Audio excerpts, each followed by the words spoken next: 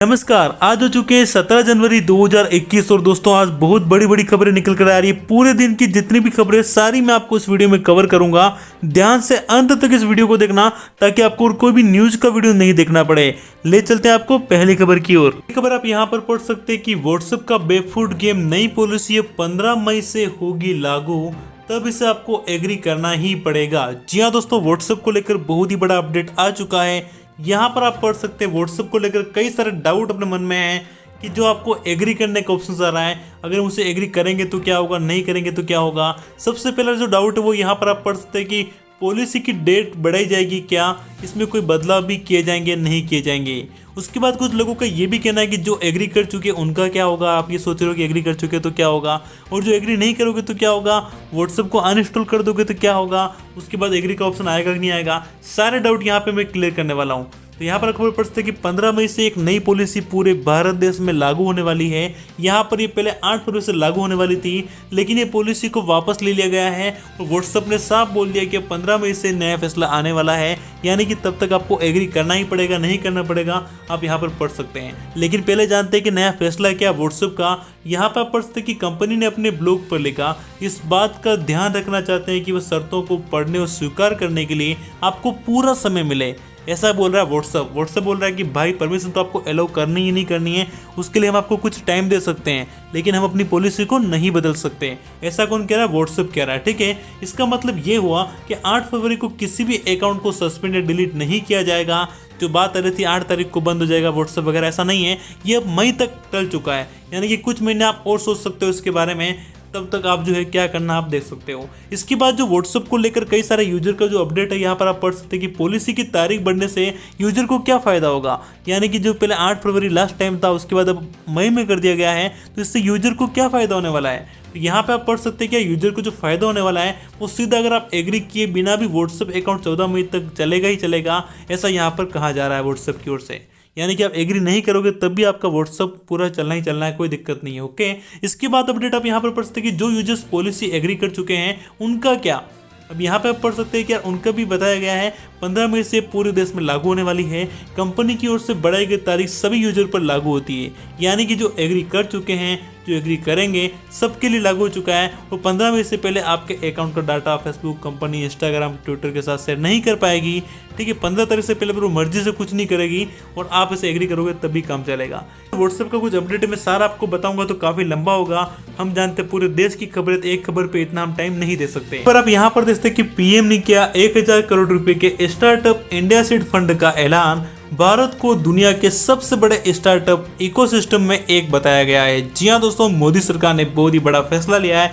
2 घंटे पहले का लेटेस्ट अपडेट आ रहा है। यहाँ पर उन्होंने कहा है कि यार हम युवाओं के लिए मंत्र पर आधारित स्टार्टअप सिस्टम बनाने की कोशिश कर रहे हैं, यानी कि ये सिस्टम दुनिया का सबसे बड़ा सिस्टम होने वाला है। यहाँ पे आप पढ़ सकते कि इंडिया के जरिए युवाओं ने बेस बनाया है। हम सुनिश्चित करने की कोशिश कर रहे हैं कि हमारा स्टार्टअप दिग्गज ग्लोबल कंपनी बने।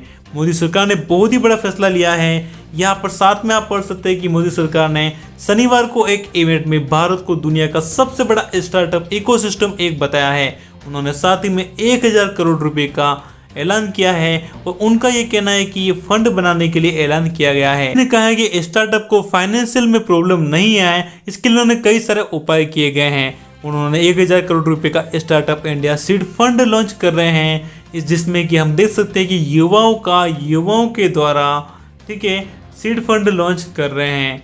मंत्र पर आधारित स्टार्टअप सिस्टम बनाने की कोशिश की जा रही है। अब देखते हैं कि इसमें कितना टाइम लगता है और आगे आकर क्या होता है। का जो बड़ा अपडेट आप यहाँ पर पढ़ सकते हैं कि सस्ता नहीं अब महंगा होगा कर्ज। बैंकों ने ज्यादा ब्याज पर आरबीआई के पास 2 लाख करोड़ रुपए जमा कराए हैं और साथ ही में लोन को महंगा होने का संकेत दिखाई दे रहा है।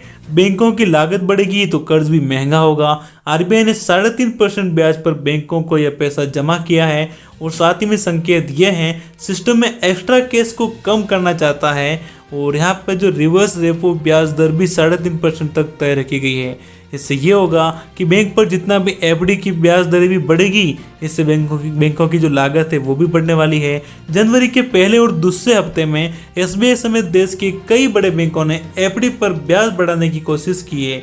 नई घोषणा भी जारी कर चुकी है। इस बात का संकेत माना जा रहा है कि सस्ते कर्ज का दौर खत्म हो चुका है। अब जो है लोन भी महंगा मिलने वाला है, यानी कि आगे जाकर किसानों को और ज़्यादा दिक्कत होने वाली है, या जो इंसान लोन लेते हैं उनको जो है ज़्यादा ब्याज भरना पड़ सकता है। ये बात का अपडेट आपके लिए काफ़ी इंपोर्टेंट है, ध्यान से देखना। यह भी करते हैं धोखाधड़ी, बैंकों के नाम पर हो रही है बहुत सारी ठगी। ऐसा करने वाले वेबसाइट और एजेंट भी इसके अंदर शामिल हो चुके हैं। जी हाँ दोस्तों, अगर आपका किसी भी बैंक में खाता है तो आपके साथ कई तरह के फ्रॉड हो सकते हैं। सामने आपके पास लोन के लिए कॉल आ सकते हैं। यहाँ पे आप चार्ट पढ़ सकते हैं कि डायरेक्ट सेल्स एजेंट वेबसाइट कर रहे हैं ठगी का काम। मुंबई में कई मामले इस तरह के सामने आए हैं। कुछ मामलों में गाड़ी नहीं है तो कुछ मामलों में लोन के लिए है। तो इस तरह से जो है लोन के लिए पैसे उधार देने के चक्कर में बात करते हैं और लोगों को लूटा जाता है। यहाँ पे बहुत बड़े बड़े झूठ बोले जाते हैं और झूठे दावे किए जाते हैं। यहाँ पे आप पढ़ सकते हैं कि बड़े बैंकों के साथ साझेदारी का झूठा दावा किया जाता है। अगर आपके पास भी किसी तरह का कोई कॉल आता है तो धोखाधड़ी से बचते रहिए, सावधान रहिए। बाद आप कुछ हेडलाइन पर नजर डालते हैं। यहाँ पर आप पढ़ सकते हैं इंस्टेंट लोन पर गूगल ने बहुत ही बड़ा 440 एप्लीकेशन को प्ले स्टोर से हटा दिया गया है। प्ले स्टोर में बहुत सारी ऐप आपने भी देखी होगी, यूट्यूब पे बहुत सारी ऐड आती है कि 1 मिनट में लोन पाइए ये वगैरह, ठीक है। तो फालतू की ऐप को सीधा प्ले स्टोर से बाय बाय टाटा कर दिया गया है। इसके बाद का बड़ा अपडेट आप यहाँ पर देखते हैं कि आपके फ़ोन में कहीं ये एप्लीकेशन है तो नहीं। 453 ऐप को पूरी तरीके से भारत में बैन कर दिया गया है। इसके बाद आप यहाँ पर पढ़ सकते हैं कि महामारी पड़ी युवाओं पर भारी। कोविड-19 में सबसे पहले नौकरी युवाओं की गई।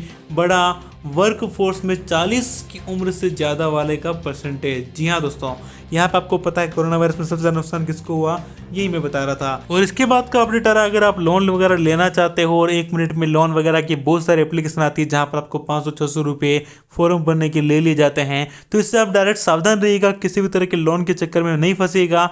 थोड़ा वेट कीजिएगा, भगवान सबको टाइम देता है, आपके पैसे जरूर आएंगे और आप इन चक्करों में नहीं फंसे। अगर आपको लोन चाहिए तो आप बैंक में जाइए और जाकर आप पता कर सकते हैं, लेकिन ऑनलाइन के चक्कर में बिल्कुल भी ना फंसे। फिर मिलेंगे कल वीडियो में, तब तक अपना ध्यान रखिएगा। धन्यवाद दोस्तों, आपका दिन शुभ हो।